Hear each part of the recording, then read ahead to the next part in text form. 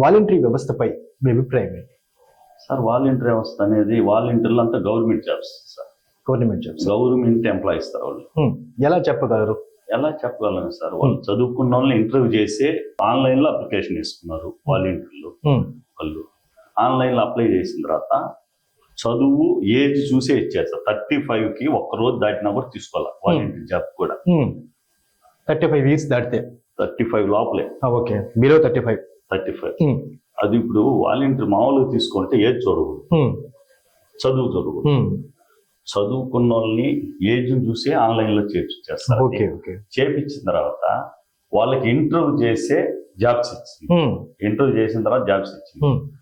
Jobs ఇచ్చిన తర్వాత వాళ్ళని ఆ విధంగా మనం వాళ్ళని ఎంప్లాయీస్ అంటారు. మామూలుగా మనం గౌరవ వేతనం అంటారు. అది సో ఎంప్లాయీస్ అవుతారు. ఎంప్లాయీస్ గౌరవ వేతనం కింద పెట్టిన 5,000 అనేది కాదు.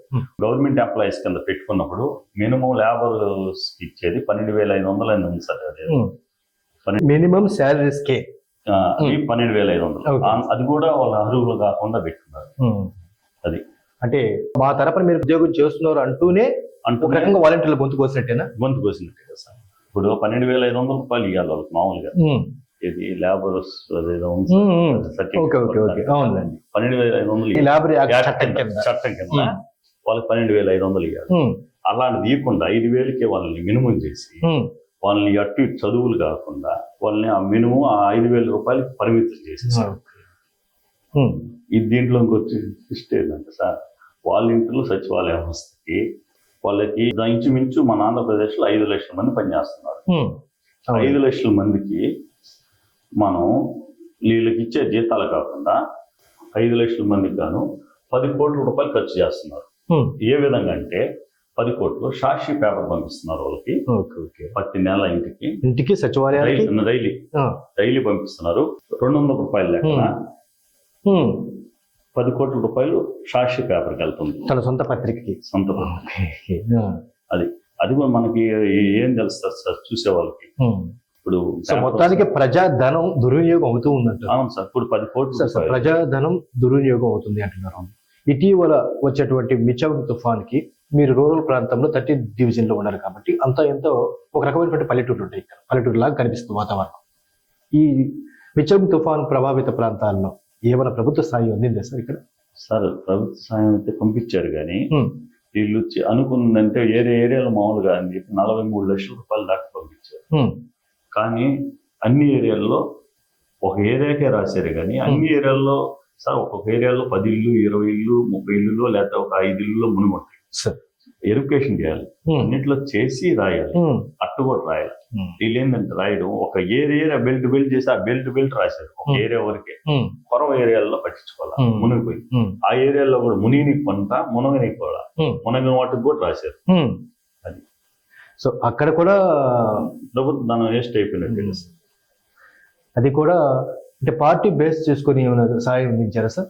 మా పార్టీ సాయం చేస్తుంది అనేది అంతే. అలాగే చేశారా? అంతే. Okay sir. మరి ఓకే, మీ రూరల్ నియోజకవర్గానికి వద్దాం.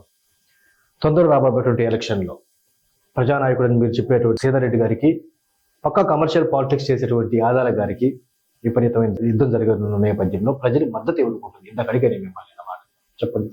టీడీపీగా ఉంటుంది సార్. టీడీపీగా ఉంటుంది. అంటే మీ రూరల్ నియోజకవర్గంలో సీతారెడ్డి గారి పరిస్థితి ఒక విచిత్రమైన పరిస్థితి. 10 ఏళ్లుగా వైసీపీ జెండాలో కింద ఉన్నటువంటి వ్యక్తి ఇప్పుడు టీడీపీ జెండా నుంచి పోటీకి పోబోతున్నారు. మీరు కావచ్చు, మీ నాయకులు కావచ్చు. మరి ప్రజలు రిసీవింగ్ ఎలా ఉంది? రిసీవింగ్ అయితే టీడీపీకి బాగుంది సార్. వాస్తవంగా మా సీతారెడ్డి సారు వైసీపీలో ఉన్నా కూడా మేము గట్టు కాలంగా ఉండేది మాకు. ఎందుకంటే వైసీపీలో సీతారెడ్డి జనాల్లో అంత ఉన్నా కూడా, ఈ జనాల్లో తిరుగుతున్నా కూడా వైసీపీ అనేది మటుకు గట్టు పరిస్థితికి వచ్చేసింది.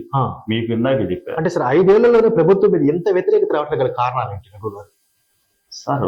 వన్ సైడ్ రాజకీయం సార్. అది ఒకే ఆలోచన, సలహాదారులు అది అంటే తిరిగే ఎమ్మెల్యేలు కానీ ఎంపీలు కానీ వాళ్ళ సలహాలతో వాళ్ళ నియోజకవర్గాల్లో సమీక్ష చేసి అట్ట లేదు కదా సార్.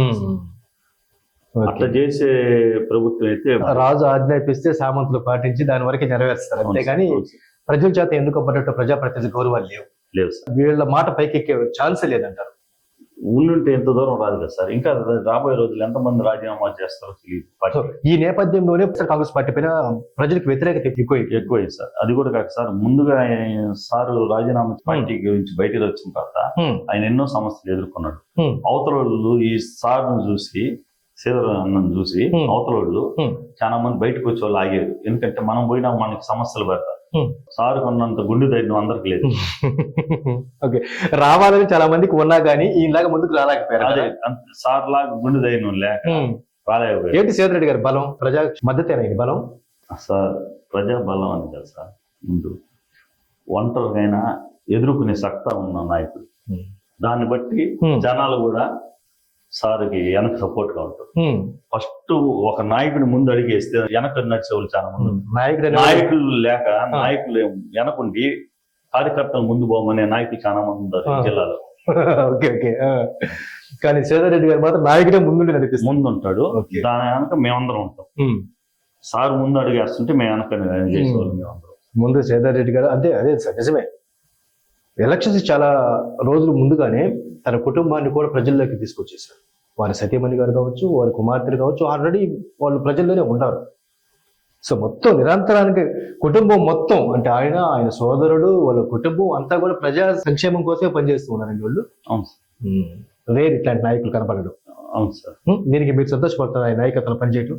సార్ నేను చెప్పాను కదా ఫస్టే, అంటే నాకు ఉన్న అభిప్రాయం, నా మనస్తత్వానికి 100% సార్తో జెన్యే చేస్తున్నాను. ఇప్పుడు కూడా మమ్మల్ని చాలా మంది అడిగారు. ఇప్పుడు అధికారం ఉన్నప్పుడు వదిలేసి వెళ్ళటం ఏంటి అని. మనం ఫస్ట్ చెప్పాను కదా సార్, మాకు అధికారం కాదు. ఇప్పుడు మేము కూడా కష్టపడే వాళ్ళం. మాకన్నా సార్ కూడా కార్యకర్తగా పైకి వచ్చినాడు.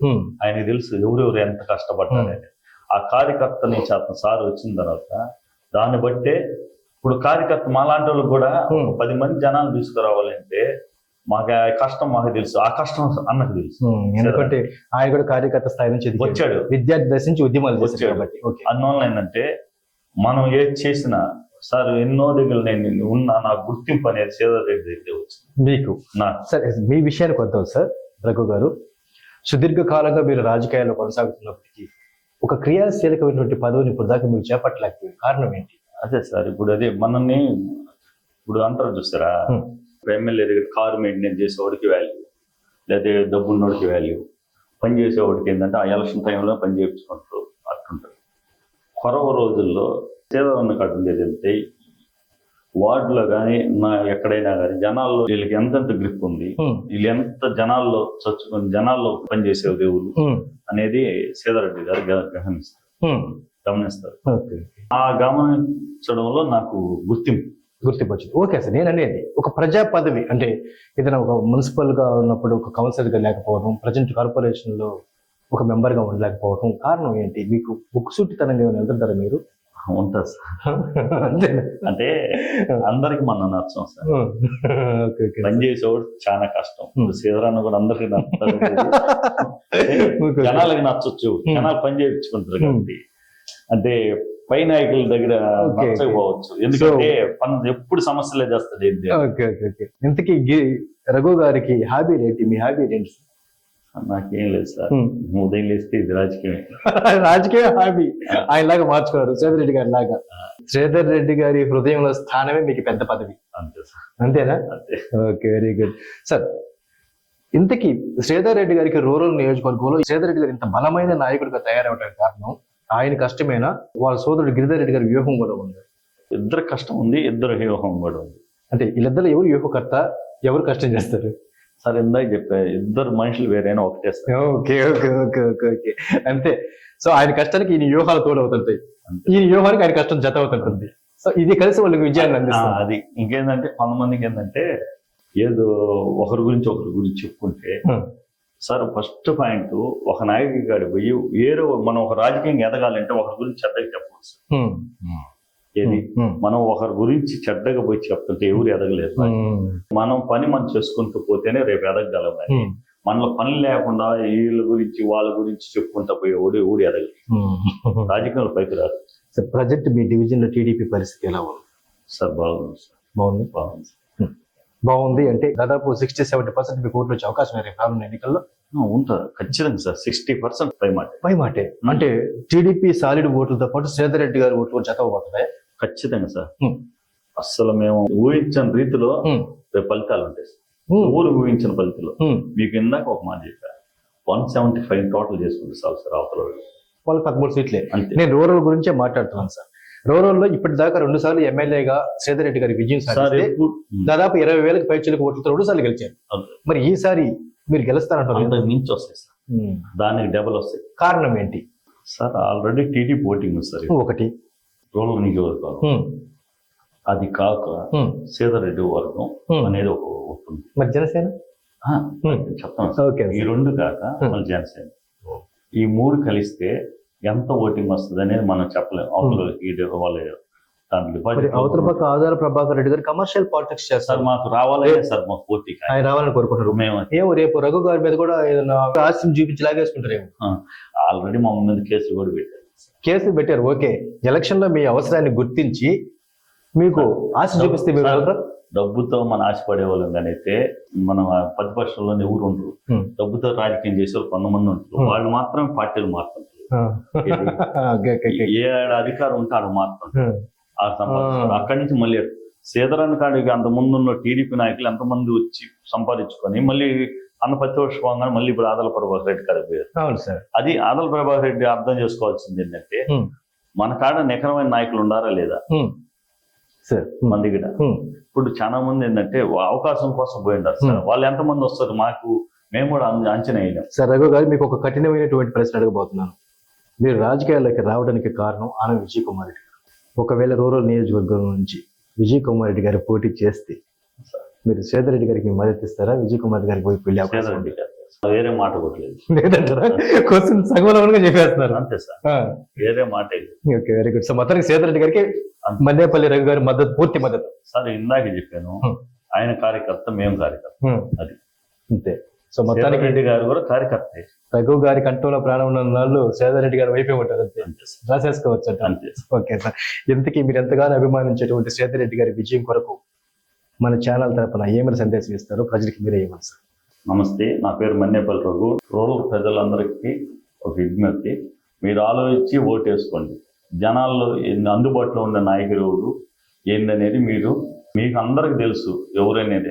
నాకు తెలిసి రూరల్ ప్రజల్లో 90% జనాలకి అందరికీ తెలుసు. కాబట్టి మీరు ఆలోచించి ఓటేసుకోండి. ఉంటారు. Thank you very much sir.